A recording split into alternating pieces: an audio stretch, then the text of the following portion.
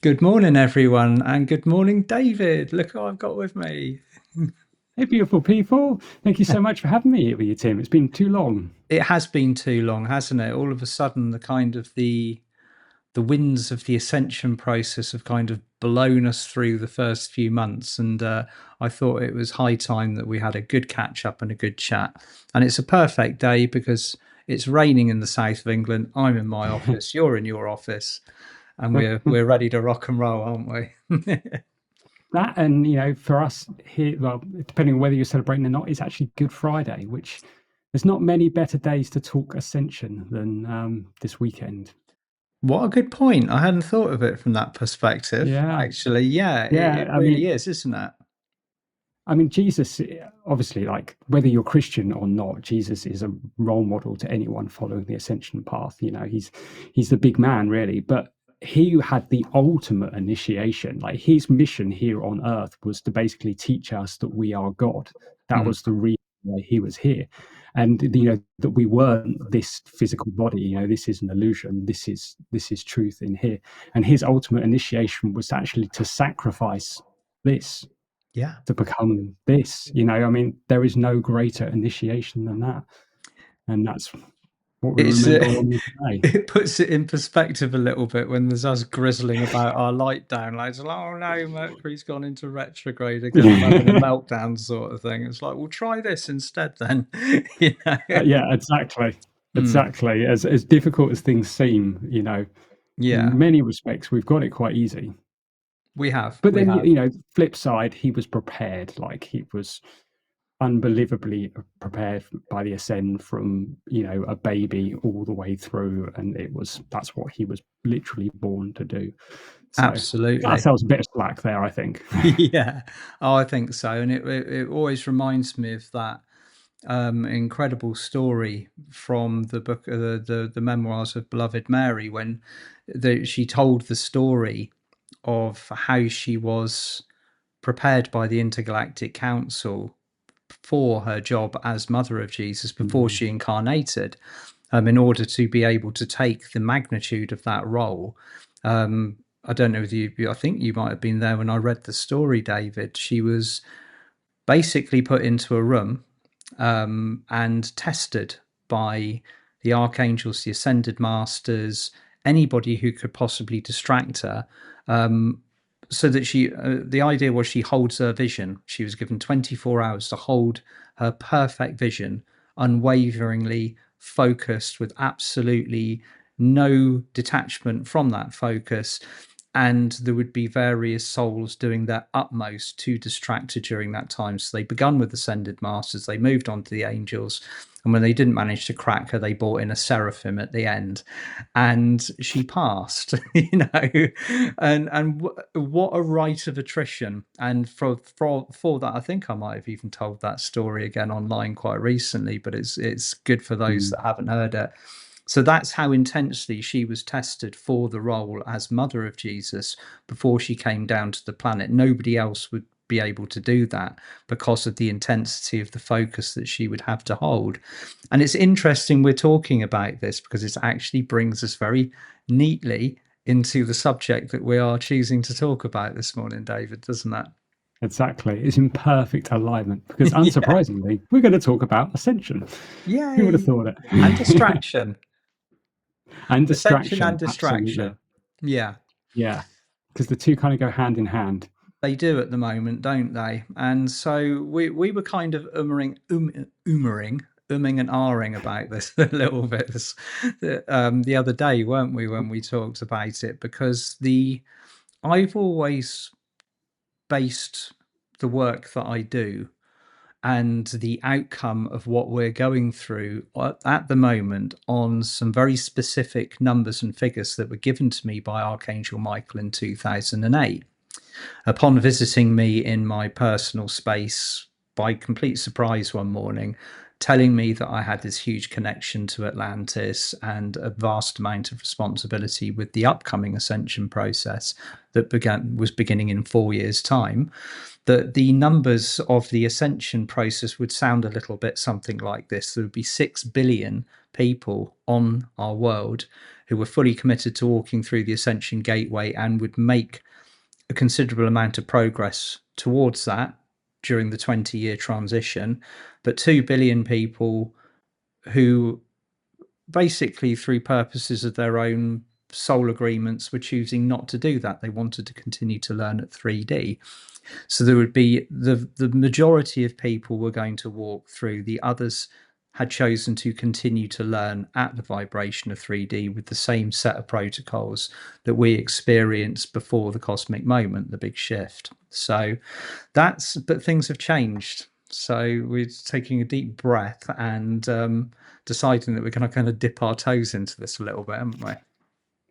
Yeah, and I think just to jump in there, it's kind of important to understand that this entire process, as well mapped out and planned out as it is, and you look at all of the crazy alignments that are supporting this journey and stuff like that, it was essentially a best guess at how this process was going to go. Because at the end of the day, we have free will. It doesn't Yeah. matter, as infinitely powerful as the archangels have, they are not allowed to do certain things because we have free will. And this ascension process is very much a human process. It is us that's doing the work.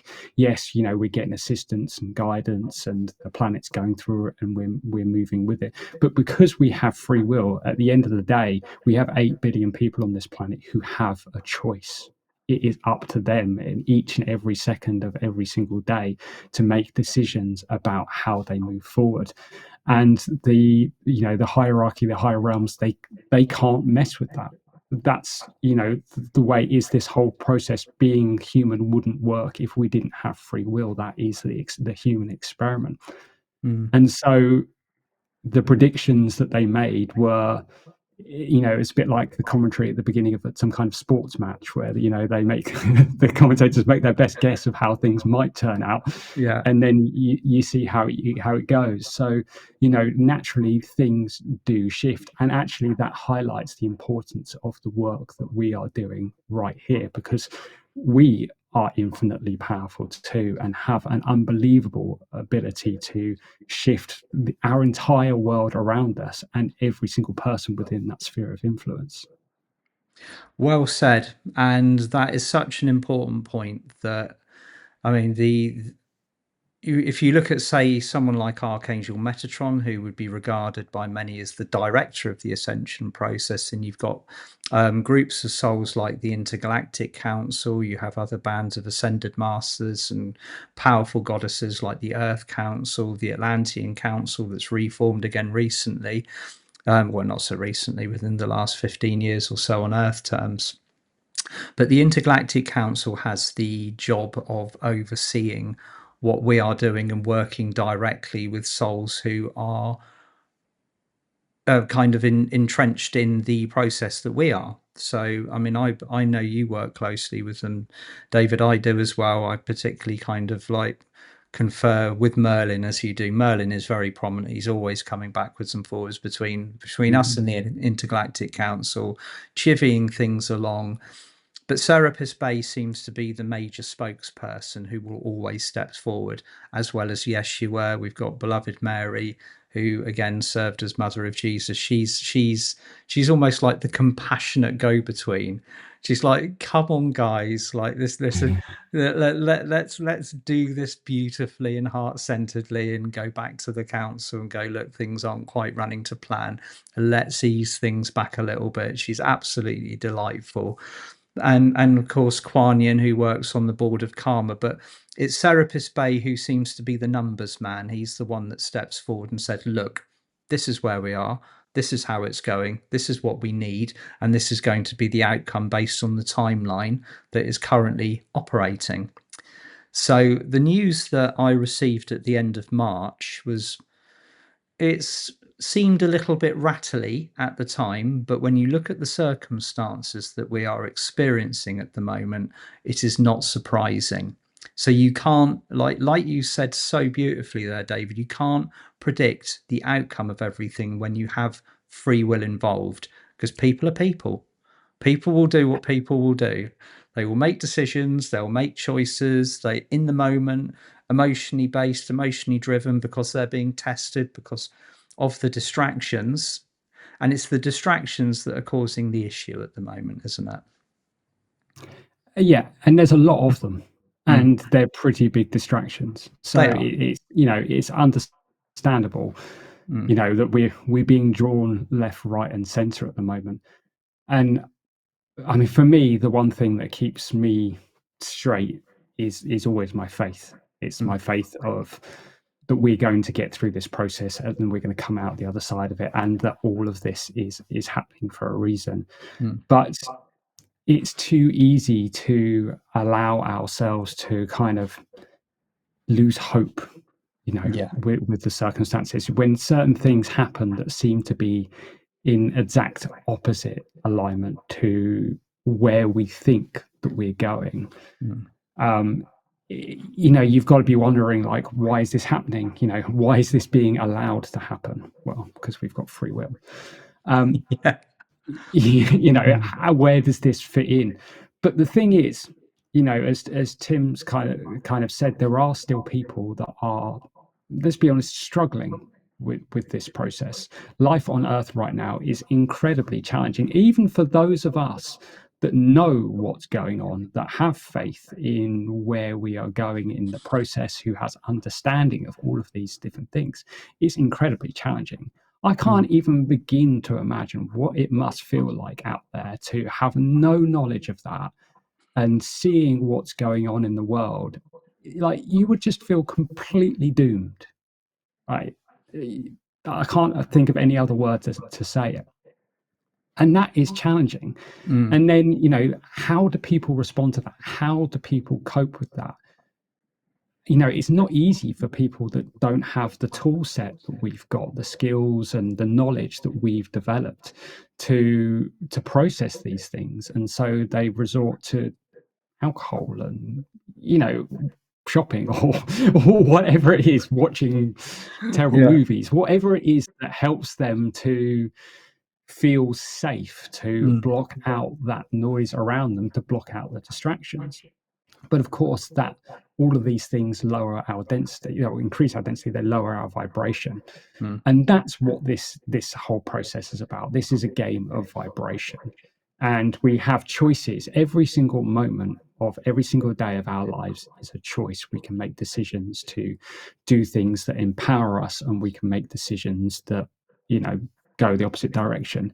And you know what? Sometimes we're going to go in the opposite direction, and that's okay. Sometimes we just want to eat a tub of ice cream, even though we know we're going to feel terrible afterwards, or Yeah. or whatever it is, because at the same time, it's part of being human, and they're creature Yeah. comforts and they support us and stuff like that.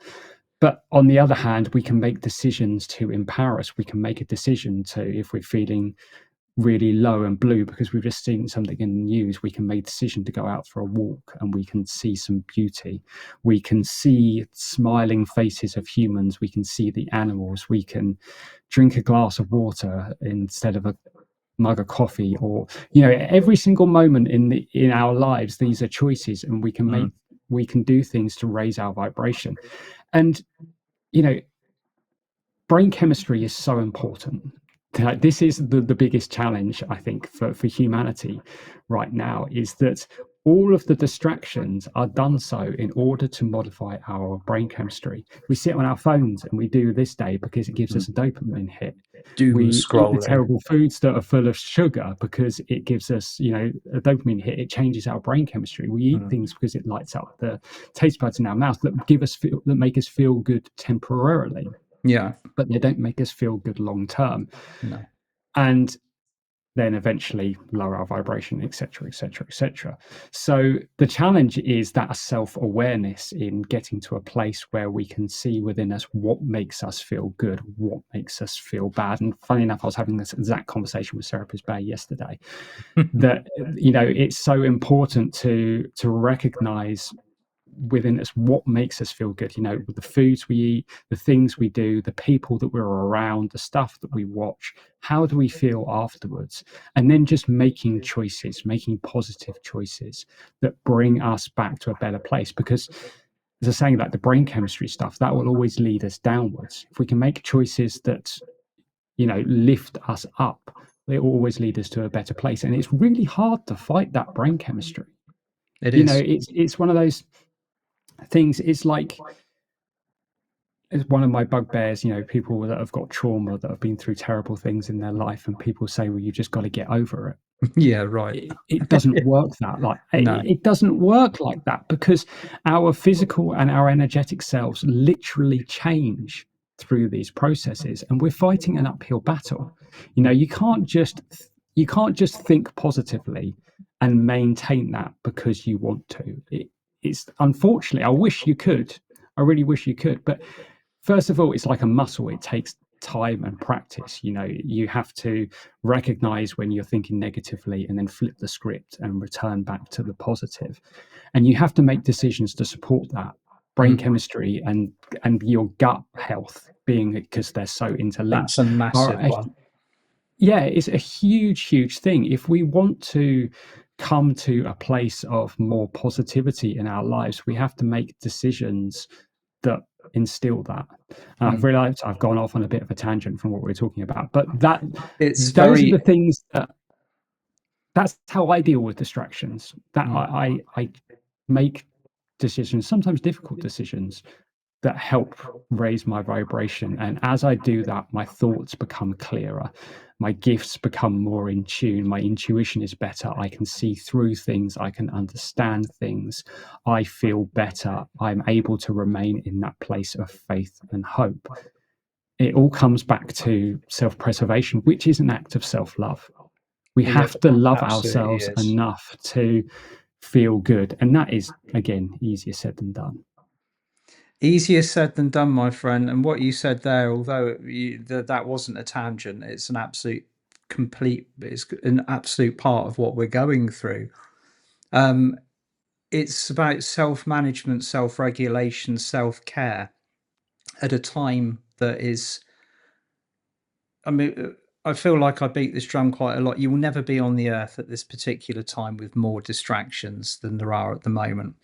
Mm. So just jumping back to these numbers that Serapis Bay has stepped forwards with, rather than the 6 billion like /2 billion that was predicted in 2008, what Serapis Bay said was that, and you'll probably remember both David and I kind of looking into this percentage of awakened and unawakened on the world. We were going for the golden ratio, but in the December solstice, didn't quite make it, but achieved it on January the 13th, where we hit 50-50 and immediately began to climb up to 52-53%. And that's not necessarily an indication of everybody completely on point and absolutely committed to the ascension process. That's people that have begun to change their energy and are beginning to walk through the process that many of us have already been through and are working, like they've got a long pathway ahead of them. So Mm. that is predicted to climb rapidly from 50 to 60%. And then what I was showing very clearly, and please remember, as we're telling you this is based on the current trajectory. These change, okay? And the people that are capable of changing it are you and me, all of us together. So Serapis Bay has said it's going to be a 60-40 split at the moment. The 40% are on the other side of the like they're basically being pulled away from the golden timeline. 20% of them, or around 20% of them, had already committed to continue to learning in 3D. But there's a almost like a buffer zone in between that of another 20% of people who are really struggling with getting bearings on their positive reality.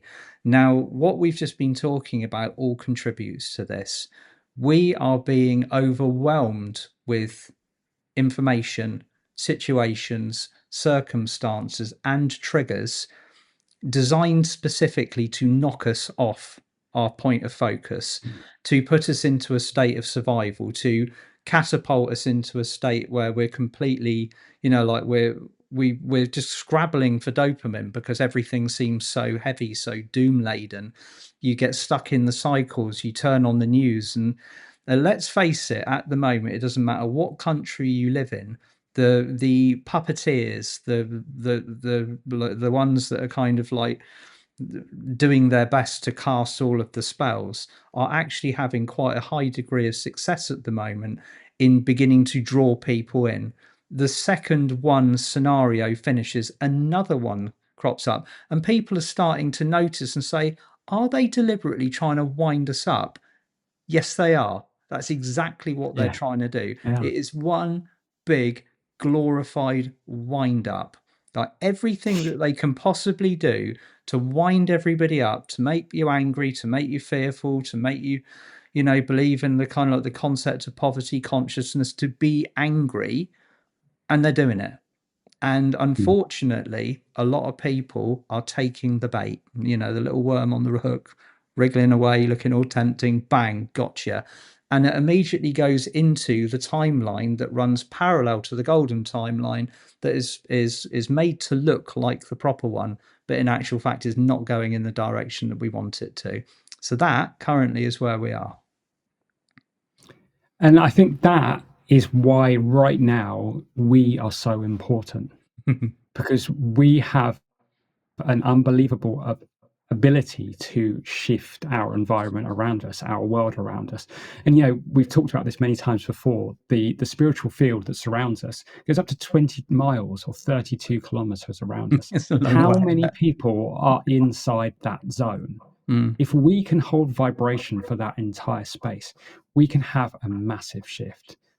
Me and Tim had a really interesting conversation about this the other day, and because it's so aligned perfectly. Tim's obviously been getting all of this information that he's been discussing here so far.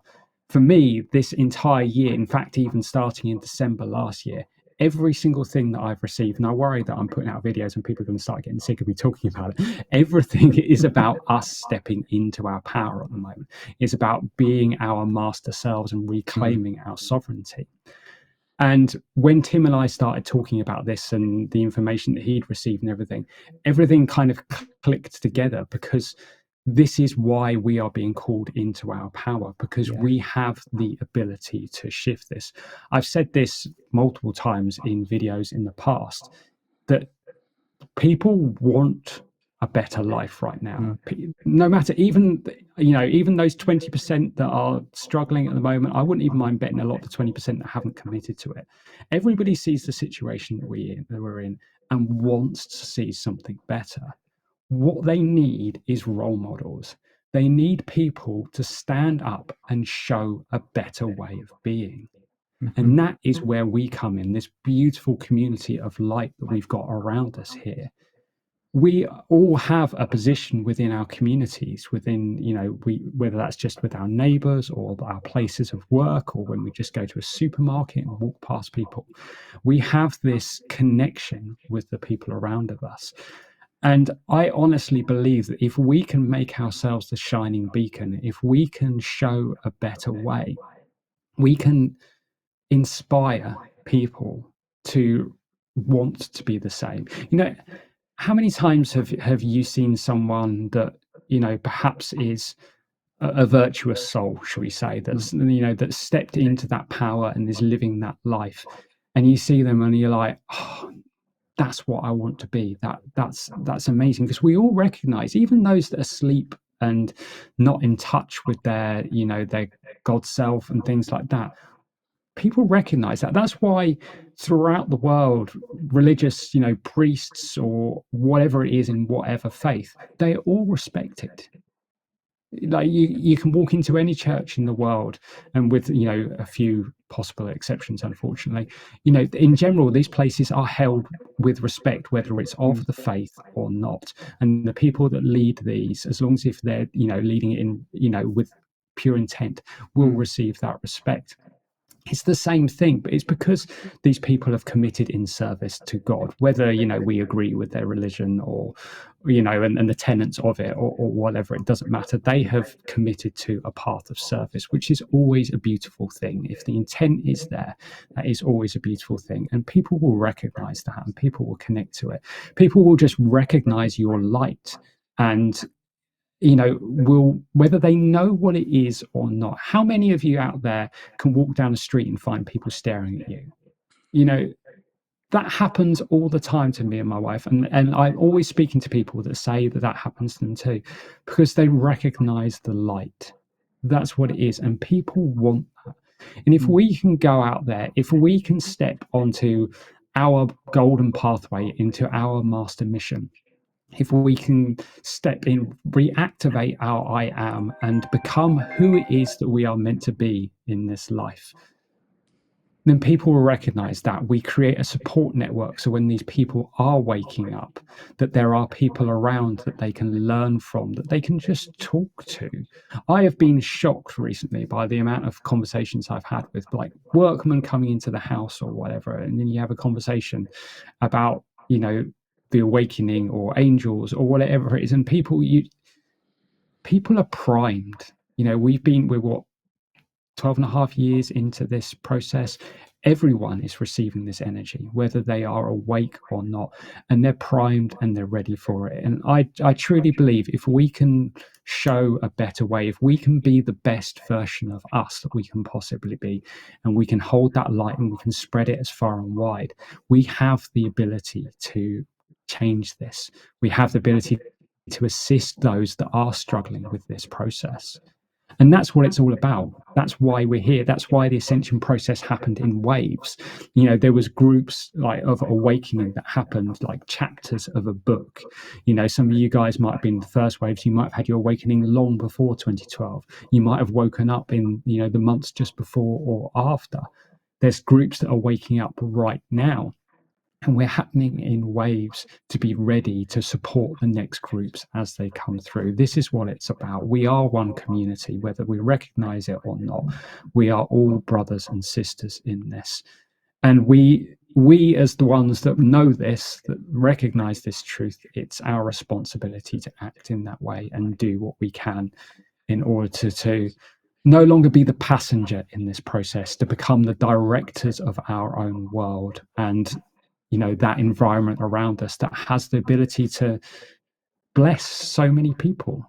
This is the truth of it. You right now watching this video, you have the power to bless every single person within a 32-kilometer radius around you. When could we say that? Exactly. That's a truly incredible thing.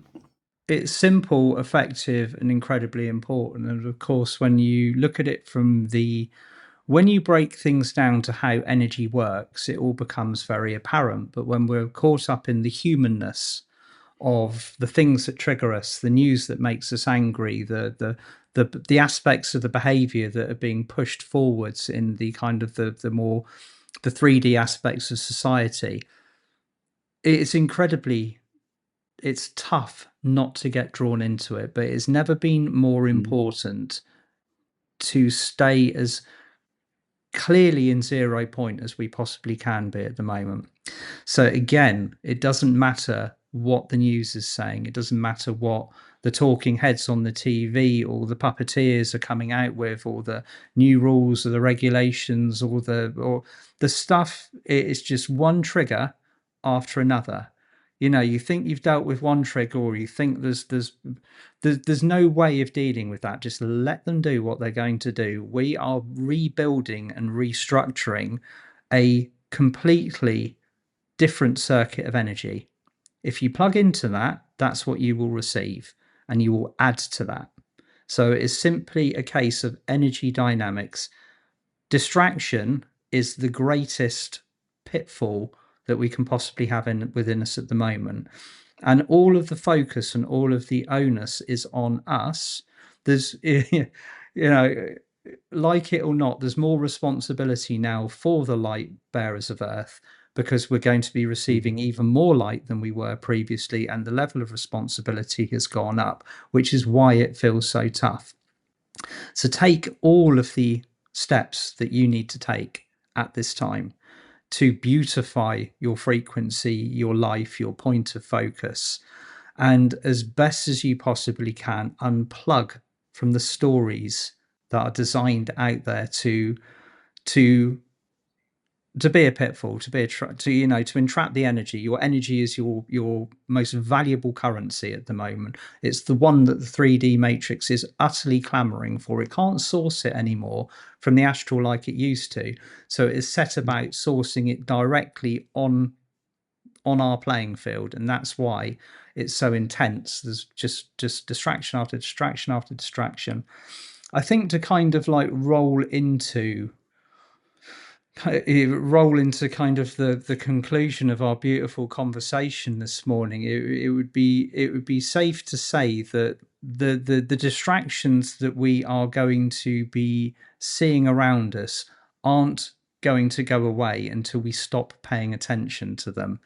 And whilst we are building this new energy system within us, and as within, so without, that construction is beginning to become very, very powerful. And never forget the conversation I had at the beginning of the year, and we were told how this was going to go, although I didn't understand the message at the particular time. It was Archangel Metatron just clearly saying, if you choose joy, joy will be your experience. But if you choose anything else, then that really will also be your experience. The actual lucidity of each experience is it's been expanded 1,000-fold. So depending on which energy that you're adding your focus to, your intention, whether you're moving into that or not, that will be exacerbated immediately. So choose joy. Choose joy as it might. You might be listening to this and like, how can I choose joy when everything's so difficult? Yes, it's difficult. That's the way it is at the moment. But we have ways of like David was saying, it comes down to how we treat ourselves. That vital kind of the dictates of self-care that we employ for ourselves during the course of the day, and just to understand that we are part of this process. And most importantly, I think, understand also that although those numbers weren't particularly nice to listen to hear that there are 20% of the people who are on this world who are deeply struggling to align themselves to this ascension pathway, that is not fixed. We, like, if we pull this together and really focus on it, that will change. That will change as quickly as it did previously. It's I honestly, sorry, Tim, just no, to say, I'm done. I believe that we have the power to do that easily. Like, not even a thing. We can do that easily. I believe that if we commit to it. Absolutely. So let's get on it. Let's That's do it. it. And thank you, David, for bringing that through. It's amazing that we've as always, we received parallel information that just blends in so beautifully together. So thank you for joining me today. It's Thank been you an so much. absolute honor to catch up with you and to present with you this morning. And what have you got coming up? You told me about something exciting. Yeah, I thank you, Tim. I appreciate the opportunity to just give this quick shout out because it's relevant to what we're talking about today. But I am starting in May a 6-month course.